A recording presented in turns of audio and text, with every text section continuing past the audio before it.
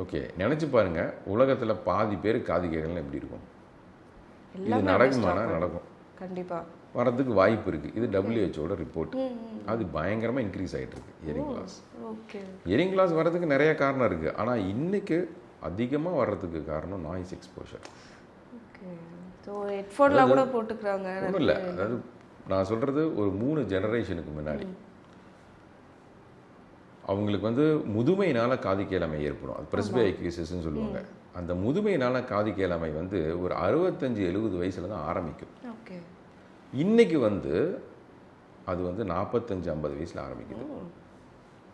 அதுக்கு நிறையா காரணம். ஒன்று லைஃப் ஸ்டைல், இன்னொன்று சரியான உணவு, தூக்கம், ஓகே, டிசிப்ளின், அண்ட் ரெண்டாவது நாய்ஸ் எக்ஸ்போஷர். நிறைய நாய்ஸ் எக்ஸ்போஷர் இருந்துச்சு முன்னாடி.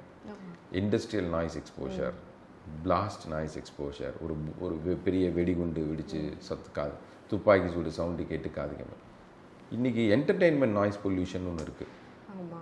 ஓகே, ஒன்றும் இல்லை. இப்போ வந்து இங்கே வந்து நிறைய மாணவர்கள் படிக்கிறாங்க. எல்லாத்தோட வயசும் வந்து 17லேருந்து 25-26 வயசுக்குள்ளே இருக்காங்க. இவங்களுக்கு யாருக்காவது காது கேளாமை வருமா? நேச்சுரலாக வரதுக்கு வாய்ப்பு இல்லை. ஓகே, ஆனால் இங்கே இருக்கிறவங்களுக்கே 5%க்கு பர்மனெண்ட் ஹியரிங் லாஸ் வருது. ஏன்? வீட்டிலேருந்து கிளம்புறான், 8 மணிக்கு ஸ்கூலுக்கு போகணும், இல்லை காலேஜுக்கு போகணும், இல்லை வேலைக்கு போகணும், ஒரு பஸ்ஸையோ ட்ரெயினையோ பிடிச்சி போகணும்.